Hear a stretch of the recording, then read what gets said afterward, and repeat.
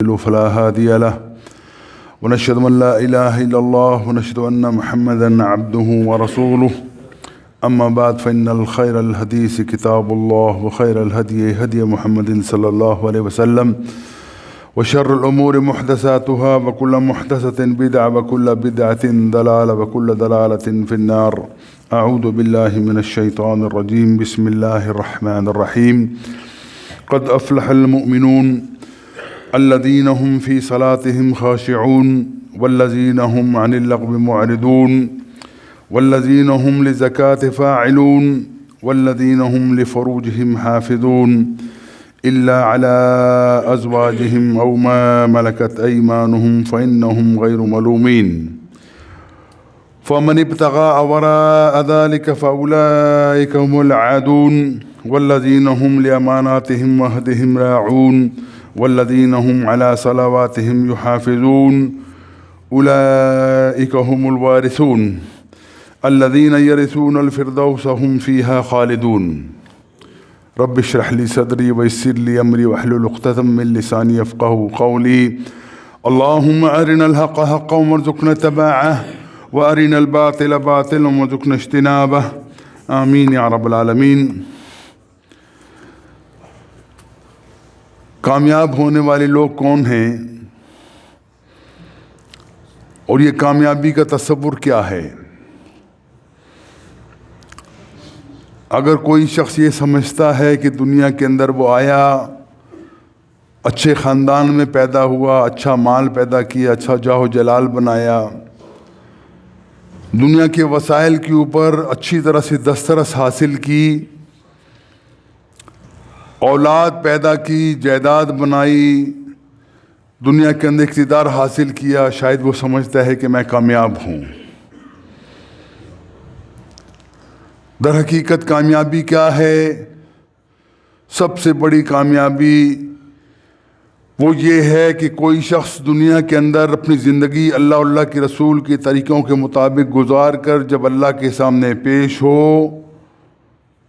تو اس کے سر کے اوپر کامیابی کا تاج سجا دیا جائے، فرشتے اعلان کر دیں کہ یہ بندہ دنیا کے اندر اللہ کے رسول کے طریقوں پہ زندگی گزار کر آیا ہے.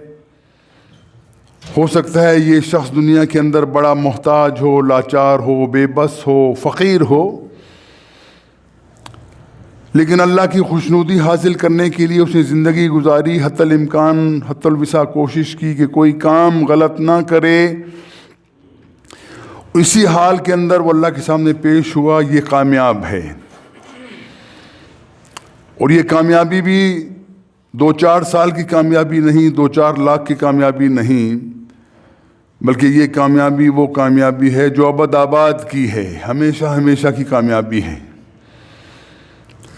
اس کے مقابلے میں خسارہ کیا ہے کہ دنیا میں زندگی گزار لی، بڑی اچھی زندگی گزار لی، عیش و عشرت کی زندگی گزار لی، کسی چیز کی دنیا کے اندر کمی محسوس نہ کی، لیکن جب اللہ کے سامنے پیش ہوا تو پتہ چلا تہی دست ہے، دامن خالی ہے، ہاتھ خالی ہیں. مال و زر جو کمایا تھا وہ دنیا میں چھوڑ آیا، اللہ کے سامنے پیش ہوا تو شرمندگی کے علاوہ کچھ حاصل نہ تھا. اور یہ خسارہ بھی 2-4 دن کا خسارہ نہیں ہے، یہ خسارہ بھی ابد آباد کا خسارہ ہے. اللہ کے رسول صلی اللہ علیہ وسلم فرماتے ہیں، ایک شخص کو نادار دیکھتے ہو، بے کس دیکھتے ہو، فقیر دیکھتے ہو، کسی محفل میں چلا جائے اس کی عزت نہیں کی جاتی، اس کا لباس، اس کا رہن سہن اچھا نہیں ہے، لوگ عزت کی نگاہ سے اس کو نہیں دیکھتے، لیکن یہ شخص اللہ سے ڈرنے والا ہے، رسول اللہ صلی اللہ علیہ وسلم کے ساتھ محبت کا جذبہ اس کے سینے کے اندر موجزن ہے، دنیاوی طور پہ نادار ہے، لیکن اگر یہ شخص کبھی اللہ کی قسم کھا کے کوئی بات کہہ دے تو اللہ سبحانہ و تعالیٰ اسی قسم کی لاج رکھتے ہیں. اور یہ بھی بتایا کہ ہو سکتا ہے یہ شخص کسی کے گھر چلا جائے، رشتہ مانگنے کے لیے جائے دھتکار دیا جائے، کسی محفل میں جائے کوئی اچھی بیٹھنے کی جگہ اس کو کوئی آفر نہ کرے، کسی محفل میں جائے اس کو عزت کا مقام حاصل نہ ہو، لیکن یہ اپنے اللہ کی حضور جب پیش ہو تو سب سے بڑا اکرام اس کو دیا جائے کہ یہ شخص وہ ہے جو دنیا کے اندر اپنی زندگی ایسے گزار کر آیا ہے کہ اس کے لیے عزت اور ذلت کا تصور جو اللہ اللہ کے رسول بتلا گئے وہ تھا، مال و دولت نہیں تھا۔ حضرت بلال رضی اللہ تعالیٰ عنہ سے پوچھتے ہیں صحابہ، بلال کون ہے؟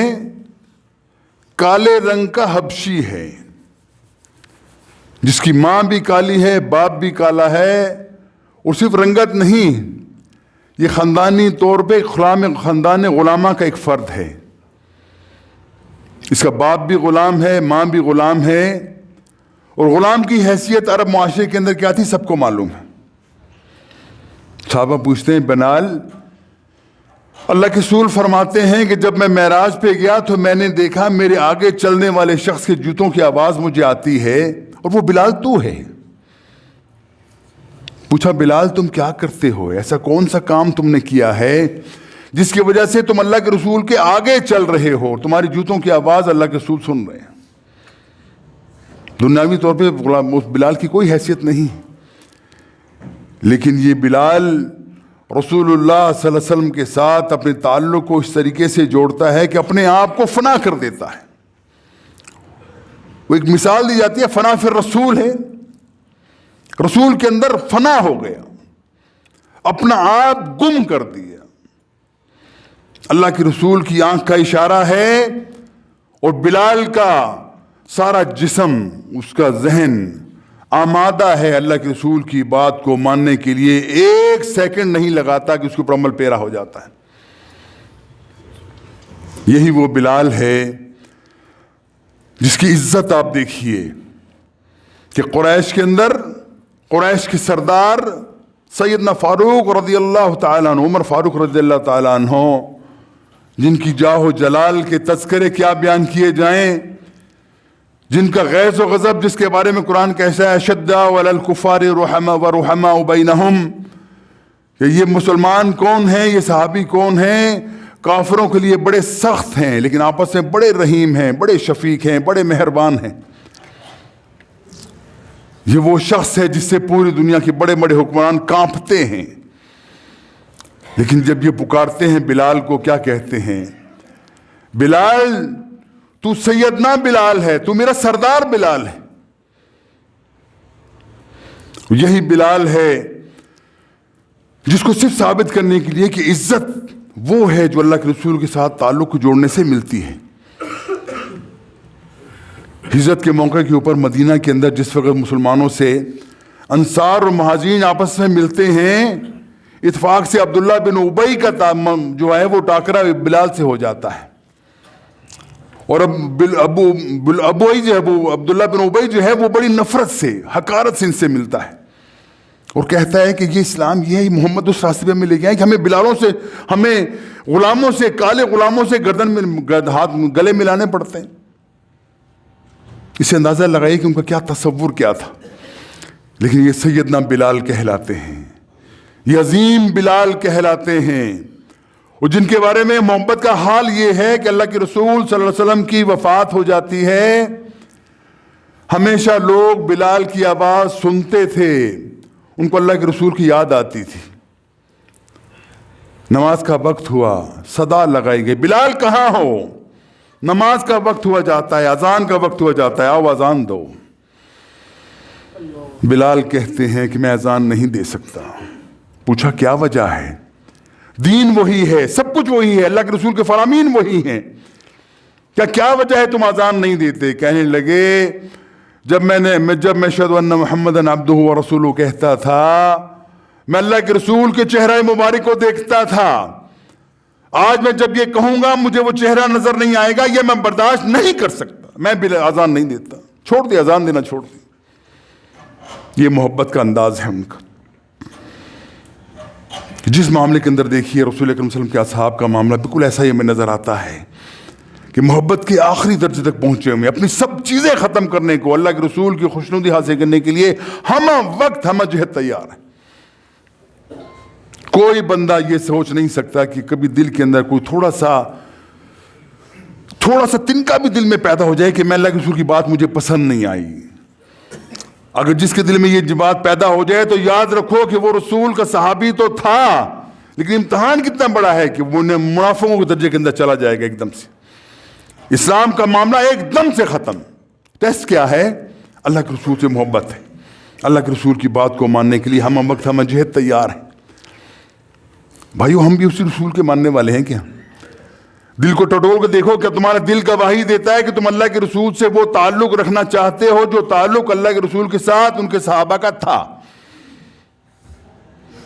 مجھ سمیت دل کو ٹٹول کے دیکھو گے، منافقت کے آخری درجے میں ہم پہنچے ہوئے ہیں۔ اللہ کے رسول سے محبت کا دعویٰ بہت بڑا، یا رسول اللہ تیرے قربان جائیں، تیری زلفوں کے قربان جائیں، یا رسول اللہ تو ہی ہے سب کچھ، یہ دعویٰ کرتے ہیں، نعرہ لگاتے ہیں صبح شام۔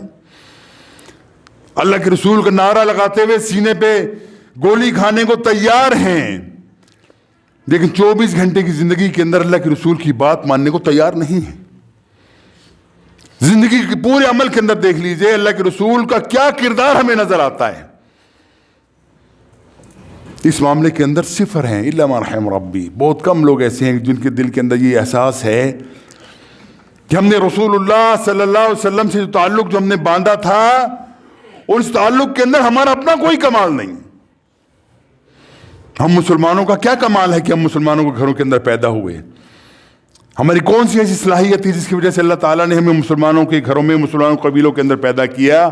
یہ اللہ تعالیٰ کا خاص شکر ہے کہ اللہ تعالیٰ نے ہمیں اس دنیا کے اندر رسول اللہ صلی اللہ علیہ وسلم کی امت میں سے پیدا کیا۔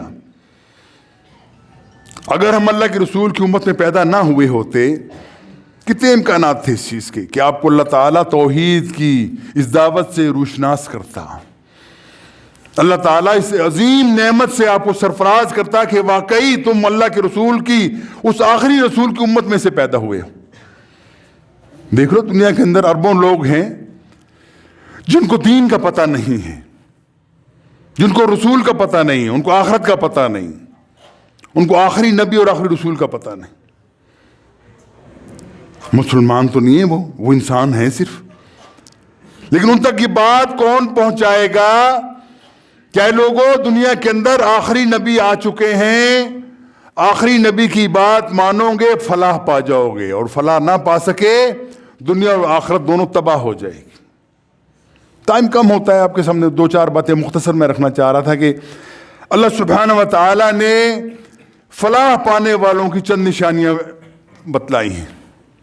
سورہ مومنون کے اندر اللہ سبحانہ فرماتے ہیں قد افلح المؤمنون، یقیناً جب کسی لفظ کے کسی فقرے کے پہلے میں قد آ جائے اس کا مطلب ہوتا ہے بات یقینی ہے، اس کے اندر کوئی شبہ نہیں۔ ویسے تو اللہ کے رسول کی اللہ تعالیٰ کی ہر بات یقینی ہے، اس میں کوئی شک ہی نہیں ہے، لیکن اللہ سبحانہ و تعالیٰ ہمیں سمجھانے کے لیے کہ لوگوں آگاہ ہو جاؤ، جو بات تم سے کہی جا رہی ہے یہ اٹل ہے، اس میں کوئی شک نہیں ہے، یہ ہو کر رہ ہی رہنی ہے، یہ وہ ہونی ہے جس سے ناممکن مفر ممکن نہیں ہے، اس کو ہو کے رہنا۔ یہ معاملہ وہ کیا ہے؟ قد افلح المؤمنون، یقیناً فلاح پا گئے ایمان والے۔ اب سوچنا ہے کہ ایمان کیا ہے؟ ایمان کا تذکرہ کیا گیا ہے قد افلح المؤمنون، مومن جو ہے وہ فلاح پا گئے۔ مومن کون ہوتا ہے؟ مومن کی پہچان کیا ہوتی ہے؟ مومن کے اوصاف کیا ہوتے ہیں؟ مومن کا طریقہ کار کیا ہوتا ہے؟ مومن کیسے پہچانا جاتا ہے کہ یہ بندہ مومن ہے؟ دوسروں کو چھوڑو، بندہ اپنے آپ کو خود کیسے پہچانے گا کہ واقعی میں مومن ہوں؟ مومن کا مطلب ہے کہ اس دل کے اندر ایمان کی وہ کیفیت موجود ہو، وہ طریقہ موجود ہو، وہ تمام آثار جو اللہ کے رسول بتلا کر گئے ہیں اس کے مطابق زندگی گزارنے والا ہو، عقیدہ بھی اس کا ویسا ہو، عمل بھی ایسا ہو، وہ مومن کہلائے گا۔ اور مومن کی نشانی کیا ہے؟ اللہ کے اوپر ایمان لانے والا ہو، ایک اللہ کے اوپر یقین کرنے والا ہو، ایک اللہ کو مشکل کشا سمجھنے والا ہو، ایک اللہ کو حاجت روا سمجھنے والا ہو، ایک اللہ سے امید رکھنے والا ہو، ایک اللہ سے خوف رکھنے والا ہو۔ اللہ کے علاوہ نہ کسی کا غم ہو، نہ کسی کا خوف ہو، صرف اللہ کے اوپر اس کی توکل ہو، اللہ کے اوپر اعتماد کرنے والا وہ، یہ بندہ مومن کہلاتا ہے۔ اور مومن کی دوسری نشانی کیا ہے کہ یہ شخص اللہ کے فرستادہ اور آخری رسول صلی اللہ علیہ وسلم کے ساتھ اپنے تعلق کو جوڑنے والا ہو۔ زندگی کے ہر عمل میں اس کا پورا امتیاز کیا ہو کہ میں نے کوئی کام ایسا نہیں کرنا جو کام اللہ کے رسول کی اجازت کے بغیر ہو۔ سمجھ لیجئے، بہت اہم نقطہ یہ۔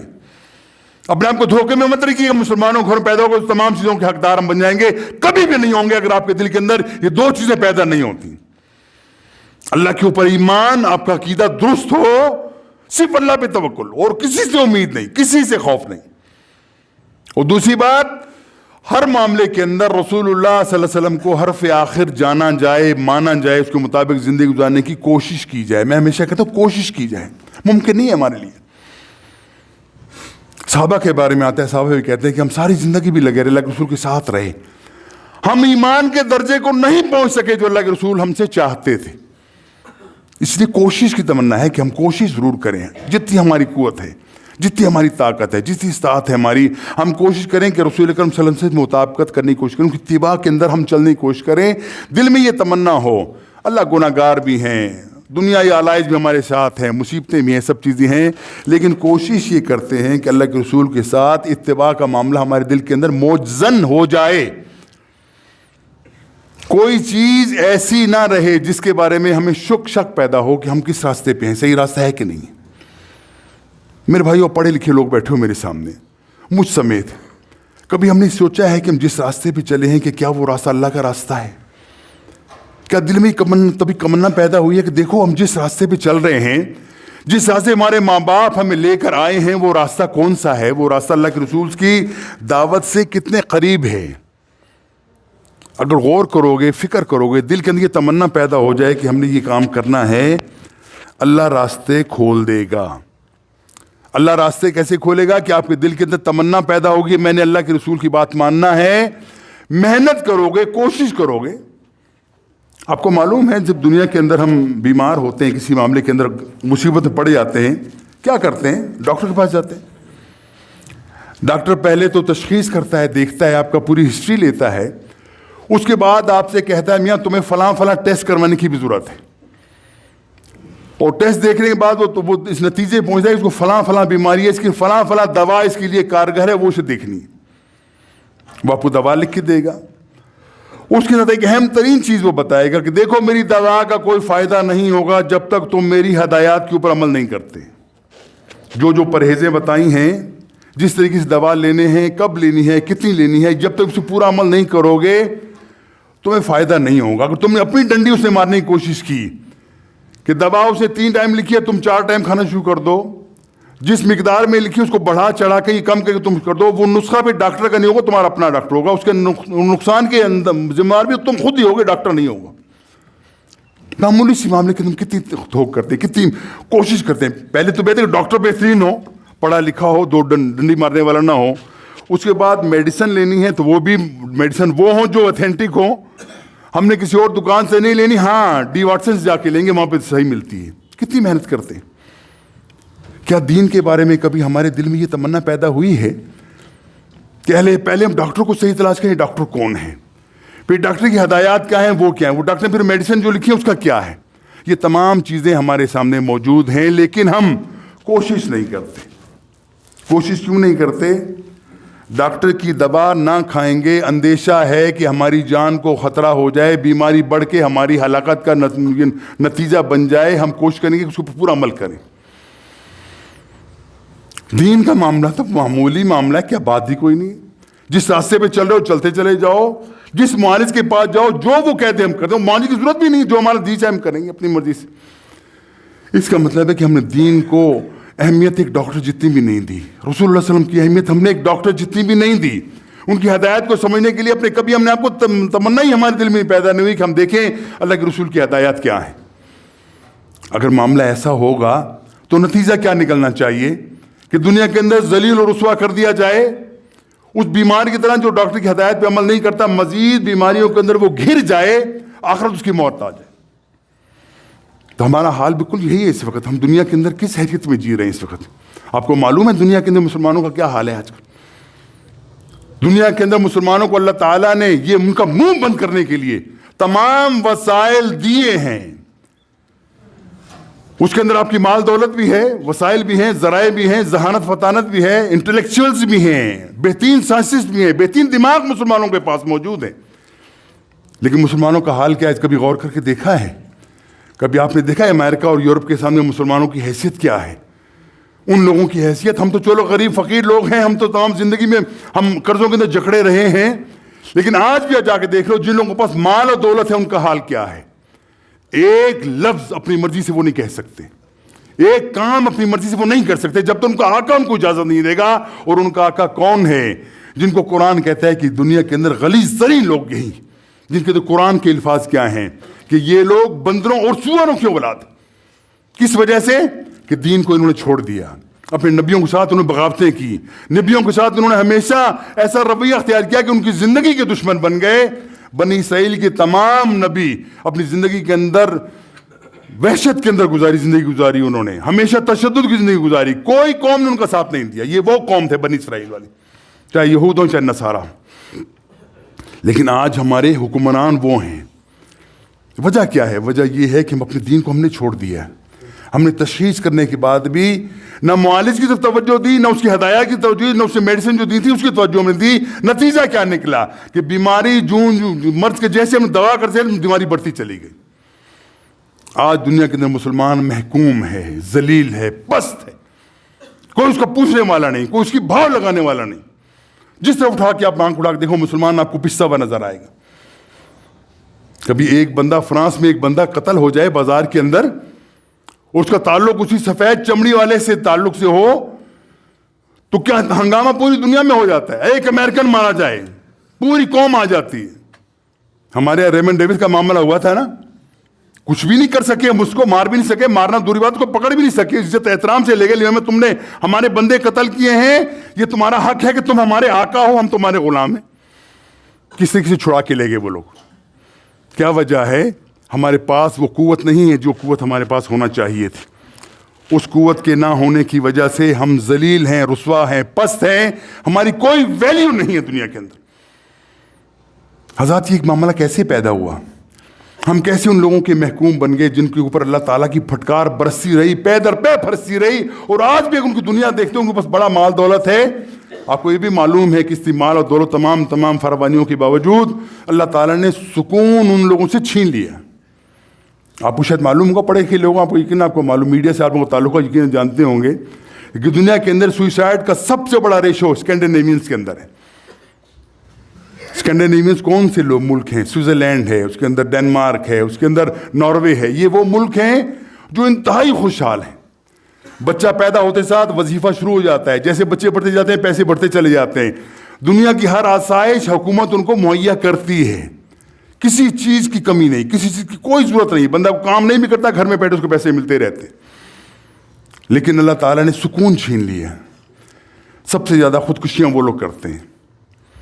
اس کے بارے میں مسلمانوں کا حال دیکھو، گئے پڑے رہے محلے کے اندر، بڑے ناکام قسم ہمارے کمزور قسم ہمارے عقائد رکھنے کے باوجود اللہ تعالیٰ کا فضل ہے کہ پھر ہم کہتے ہیں اللہ ہمارا مالک ہے. یہ کہتے ضرور ہیں، لیکن جب یہ بات ہمارے دلوں کے اندر گھس جائے، رچ جائے، بس جائے کہ واقعی اللہ ہمارا مالک ہے، اللہ ہی ہمارے اچھائی اور برائی کا ہر قسم کا بندوبست کرنے پہ قادر ہے، وہ کرے گا. اور تمنا یہ پیدا ہو جائے کہ ہم نے اپنی زندگی گزارنی ہے اللہ کے رسول صلی اللہ علیہ وسلم کے طریقے کے مطابق. یقین کیجئے حضرات، میں آپ کو یہ دعوے سے کہتا ہوں، اگر ہم اس نہج پہ آ جائیں، اس طریقے پہ آ جائیں، دنیا کی کوئی مشکل آپ کے لیے مشکل نہیں رہے گی، کوئی پریشانی آپ کے لیے پریشانی نہیں رہے گی. کوئی دنیا کی کوئی بڑی سے بڑی طاقت، بڑے سے بڑا شیطان آپ کو ڈرا نہیں سکے گا، دھمکا نہیں سکے گا. اللہ تعالیٰ آپ کو اتنی فراوانی عطا فرمائے گا. اور کی ہے اللہ تعالیٰ نے؟ کس لیے کی ہے؟ تاکہ تم قیامت والے یہ نہ کہہ سکو یا اللہ ہمارے پاس تو وسائل نہیں تھے، ہمارے پاس تو قوت نہیں تھی، ہمارے پاس تو ذہانت نہیں تھی، ہم تو بیچارے مسکین گائے بھیڑ بکریوں کی طرح تھے. نہیں، اللہ کہے گا سب کچھ تمہارے پاس موجود تھا، لیکن تم نے اللہ اور اللہ کے رسول کی راستے کو چھوڑ دیا تھا. اپنے نفس کی پرستش کے اندر تم اتنے آگے بڑھ گئے تھے کہ تمہیں اللہ کا پتہ نہیں تھا, اللہ کے رسول کو پتہ نہیں تھا. نتیجہ کیا نکلا کہ دنیا کے اندر تم کو ذلیل و رسوا کر دیا گیا, اور ہر معاملے کے اندر تم کو نشان عبرت بنا دیا گیا دنیا کے اندر. آج ایک تو کیا ہو رہا ہے, ہم کس تنزل کی طرف سے آ رہے ہیں. ایک تو عروج کا زمانہ تھا, آپ کو معلوم ہے, لیکن تنزل جب آیا وہ بھی اپنی آخری درجے کو آیا. دیکھو سعودیہ کے اندر کیا ہو رہا ہے, تمام اسلامی شعائر کو مٹانے کی کوشش کی جا رہی ہے. جو معاملہ بھی جو دینی معاملہ ہے اس سے بالکل دوری کرنے کی باقاعدہ کوشش کی جا رہی ہے. خبردار سب مت آنا. کھیل کود تماشا ہے, رقص و موسیقی ہے, کلب ہیں, شرابیں ہیں, یہ تمام چیزیں عام ہوتی جا رہی ہیں. کس جگہ؟ ہم تو دور کے لوگ ہیں, اجمی لوگ ہیں, مسلمان ہیں, ہم پاکستانی ہیں, لیکن وہ لوگ جن کے اوپر اللہ کے رسول جس ایریا کے اندر آئے, جس معاشرے کے اندر آئے, ان کا یہ حال ہوا. وجہ کیا ہے کہ ہمارے سامنے مطمع نظر کیا ہے کہ دنیا کے اندر رہو گے, عشیاں کرو گے, بس یہی معاملہ ہے. بابر بیش کوش کے عالم دوبارہ نہیں, یہ بات ہمارے سامنے کہ بس جو ہے اس سے استفادہ حاصل کرو. یہ دخنوسیت چھوڑ دو, یہ پرانی باتیں چھوڑ دو. نئی زندگی ہے, نئی زندگی گزارو. تمہیں زندگی گزارنے کا موقع کھل کھیل کے دیا جاتا ہے. تم کیوں جاتے ہو عیاشیوں کے لیے؟ کبھی بیروت جاتے ہو, کبھی بینکاک جاتے ہو, اور تمہیں سب چیز ہم یہاں مہیا کرتے ہیں. سب کچھ یہاں تم دیتے ہیں, یہاں تم آؤ ہمارے پاس. یہ ہے تنزل کی انتہا.